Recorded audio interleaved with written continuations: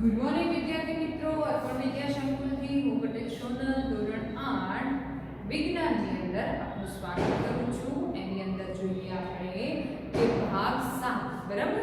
તો એની અંદર અત્યારે આપણે પહેલા પ્રવાહી અને વાયુનું દબાણ જોયું। પ્રવાહીનું દબાણ જોયું, વાયુનું દબાણ બાકી છે। તો વાયુના દબાણ માટે હું અહીંયા એક પ્રયોગ કરું છું, ધ્યાન આપી દેજો કે મેં એના માટે શું લીધું છે તો કે ગ્લાસ છે, ગ્લાસની અંદર પાણી છે। દેખો તમને દેખાય છે અહીંયા આ ટીપું પડતા બરાબર। તો આની અંદર પાણી છે, તો હવે આ જે પ્રવાહી છે એની ઉપર જે હવાનું દબાણ લાગે છે, આપણો જે અત્યારનો પોઈન્ટ છે કે વાતાવરણનું દબાણ। તો એ વાતાવરણનું દબાણની વાત કરીએ તો કે આ જે પ્રાણી છે એની ઉપર હું આ રીતના મૂકી દઉં છું પેપર, કાર્ડ પેપર, અને હવે એને હવા ચુસ્ત રીતે રહેવા દઉં છું અને ગ્લાસને ઊંધો કરું છું। શું થાય છે જોઈએ આપણે કે કાં તો પેપર ચીપકેલું રહેશે, કાં તો પાણી ઢોળી જશે બરાબર। તો ના, ખરેખર શું થવું જોઈએ તો કે જે આ ગ્લાસ છે, ગ્લાસ ઉપર જે કાર્ડ મૂકવામાં આવે છે એ ચીપકાઈ જવું જોઈએ બરાબર। જેમ કે આપણે પાણીનો ભરેલો ગ્લાસ છે, આ જે પાણીનો ભરેલો ગ્લાસ છે એની અંદર પાણી ભરેલું છે બરાબર, આખો ગ્લાસ ભર્યો છે। હવે આ ગ્લાસ ઉપર મેં પેપર મૂક્યું છે, તો હવે એનો ઊંધો કરું, તો ઊંધો કરવામાં આવે છે ત્યારે જે આ કાર્ડ પેપર છે એ પડી જતું નથી। કેમ નથી પડી જતું એ પછી જોઈશું, પણ પહેલા પ્રવૃત્તિ જોઈ લઈએ બરાબર। તો પ્રવૃત્તિની અંદર જોઈએ, મેં તમને જેમ કીધું એ ગ્લાસ મૂક્યો હોય એને ઊંધો કરું છું બરાબર। આ ગ્લાસ કાગળ પતલું છે, જો રહે પણ ખરા ના પણ રહે, ધ્યાન રાખજો ભાઈ। તમે એમ ના કે ટીચર તમે કાગળ તો રહ્યું નહીં, ક્લિયર?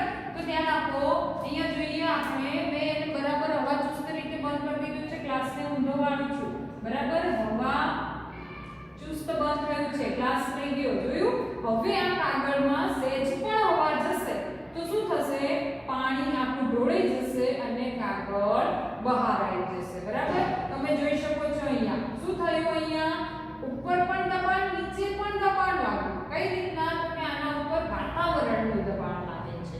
શેનું દબાણ લાગે છે? વાતાવરણ। આ જાદુ કર્યું, જાદુનો ખેલ। મેં તમને એમને કોઈ જાદુ નથી, હવે આપણે આનો પોઈન્ટ સમજવાનો છે। ચલો તો હવે હું તમને સમજાવું અહીંયા। હવે પાણી નથી ડોળવું એટલે પડવા નથી દેતી, તો ચલો તો ધ્યાન આપી દો। હવે આપણે જોઈએ વાતાવરણનું દબાણ। તો અહીંયા આપણો પોઈન્ટ શરૂ થાય છે, પ્રવૃત્તિ જોઈ લીધું એનું વાતાવરણનું દબાણ। તો વાતાવરણના દબાણની વાત કરીએ આપણે તો જે આપણે હાલમાં જે પ્રયોગ જોયો એ પ્રયોગ વાતાવરણના દબાણનો છે। શું કરવાનું છે એ પણ તમને પ્રવૃત્તિ સ્વરૂપે પૂછાય છે। તો એક કાર્ડ પેપર લેવાનું છે, એક ગ્લાસ લેવાનો છે, ગ્લાસ આખો પાણીથી ભરવાનો છે। ત્યારબાદ કાર્ડ જે ગ્લાસ છે, ગ્લાસ ઉપર કાર્ડ પેપર મૂકી ગ્લાસને ઊંધો રાખો, શું થાય છે તે જો એ અત્યારે આપણે જોયું। શું થયું તો કે વાતાવરણનું દબાણ લાગ્યું। જેટલું દબાણ પાણી પ્રવાહી કરે છે એટલું વાતાવરણનું દબાણ ઉત્તર દિશામાં કાગળ ઉપર લાગે છે, એટલે કે નીચેથી ઉપરની તરફ એના ઉપર લાગે છે। તો તમે સેમ એઝ જુઓ છો કે ઠંડા પીણા તમે પીવો છો તો એ સ્ટ્રો દ્વારા જ્યારે તમે ઠંડા પીણા પીવો છો તો એ તમારા ઠંડા પીણા સ્ટ્રો દ્વારા મોંમાં આવે છે। કેમ આવે છે બરાબર? આ ગ્લાસ છે, એની અંદર પાણી છે બરાબર, એની અંદર સ્ટ્રો રાખી છે મેં।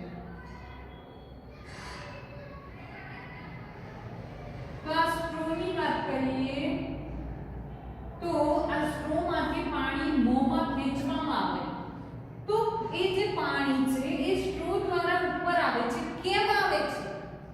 એમના કેમ નથી આવતું તમે મોં દ્વારા? તો જ્યારે તમે મોંથી હવા અંદરની તરફ ખેંચો છો તો એ હવા બહાર નીકળે છે અને વાતાવરણની હવા એ પ્રવાહી ઉપર દબાણ લગાડે છે। શું કરે છે?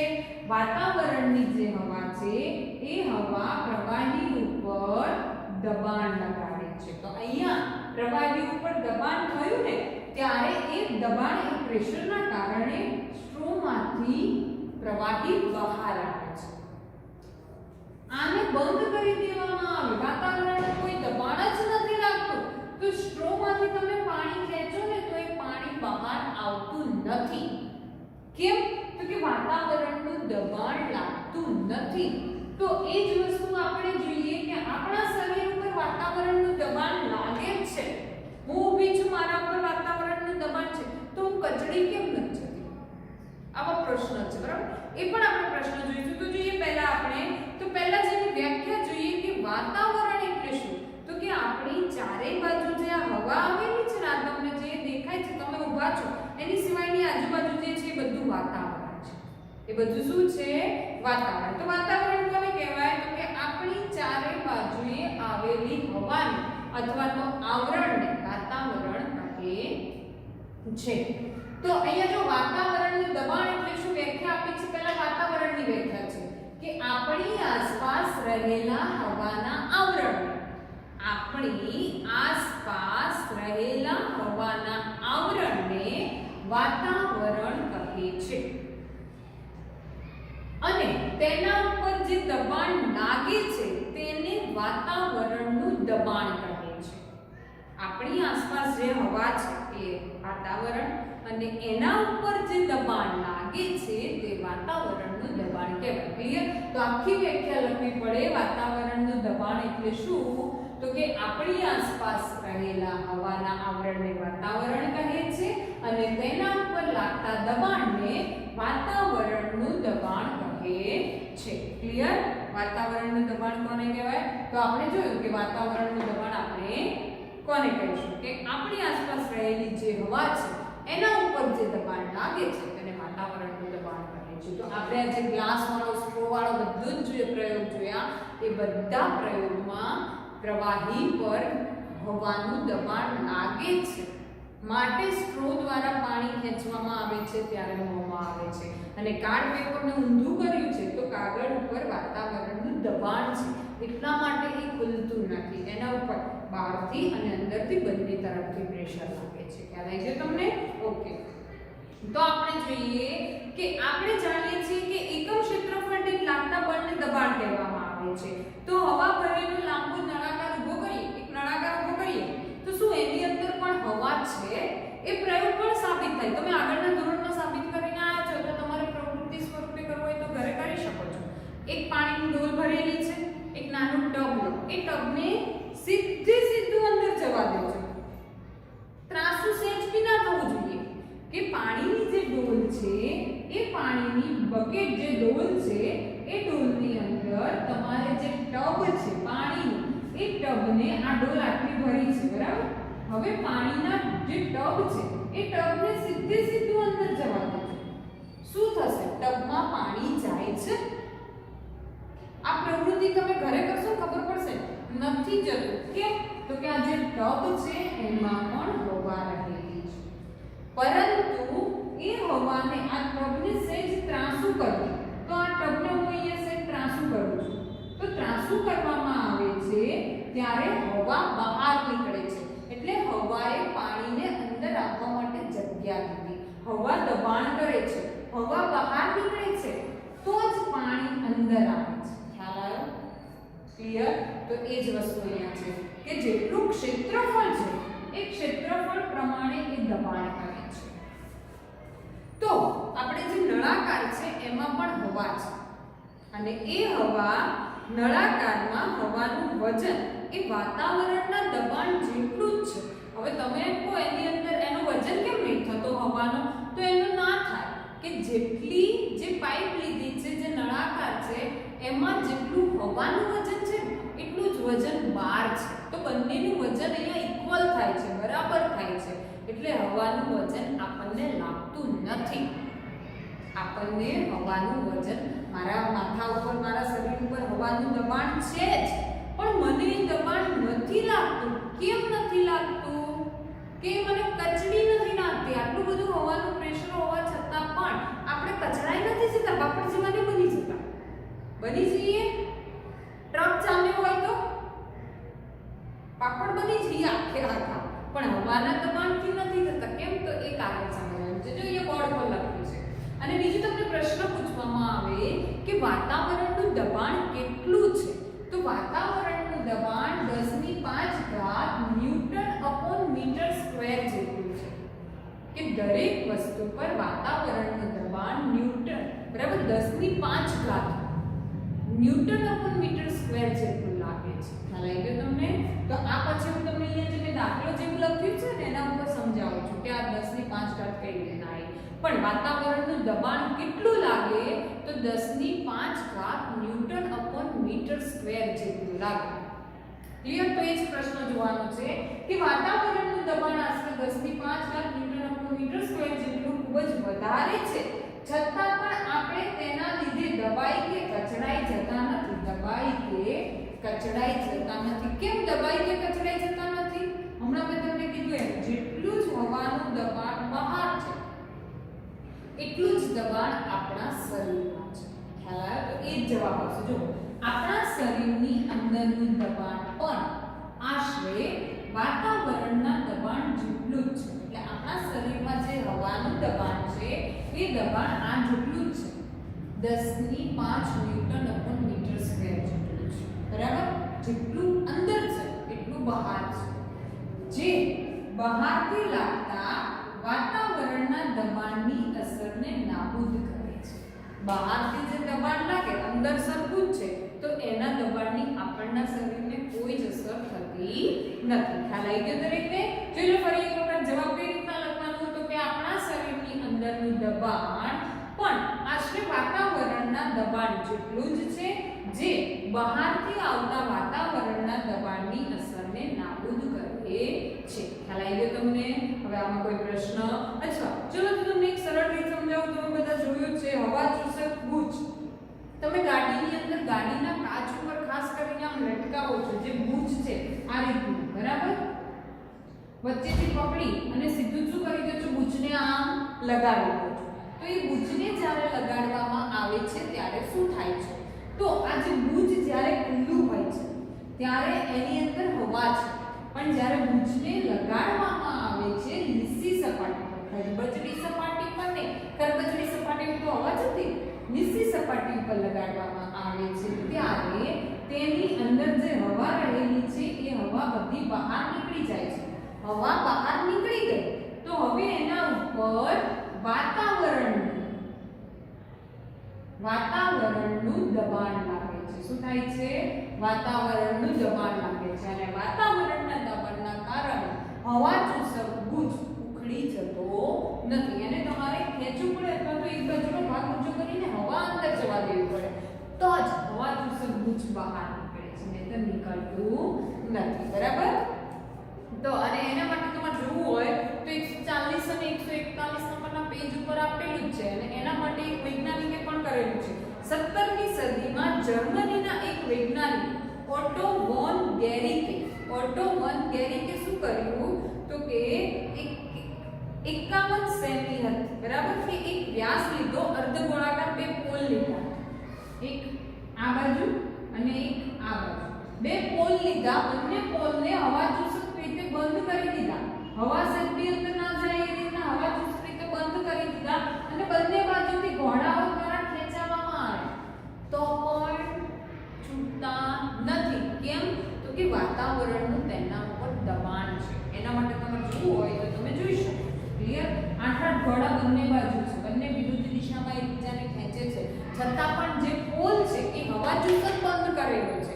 એની અંદર સહેજ બી હવા નથી, ફક્ત વાતાવરણના દબાણના કારણે જ એકબીજાથી અલગ થતા નથી. ક્લિયર? હવે આપણે જોઈએ આવડો. એના ઉપરથી આપણે સાબિત કરવાનું છે કે એક વિદ્યાર્થીના માથાનું ક્ષેત્રફળ 15 સેમી × 15 સેમી છે અને તેના પર વાતાવરણની ઊંચાઈ જેટલા સ્તંભમાં હવાનું વજન 2250 ન્યૂટન લાગે છે. 15 × 15 નું છે અને ક્ષેત્રફળ એના ઉપર 2250 ન્યૂટન જેટલું વજન લાગે છે. તો વિદ્યાર્થીના માથા પર લાગતું વાતાવરણનું દબાણ શું? તો વિદ્યાર્થી પર કેટલું દબાણ લાગતું હશે એ શોધવાનું છે. તો દબાણ શોધવાનું આગળ આપણે સૂત્ર જોઈ ગયા છે. દબાણ બરાબર બળ / ક્ષેત્રફળ. બરાબર? P બરાબર F/A. ફોર્સ / એરિયા, પ્રેશર બરાબર. તો હવે આપણે દબાણ જોઈએ. દબાણ કેટલું છે? 2250 ન્યૂટન. કેટલું છે? 2250 ન્યૂટન. 2250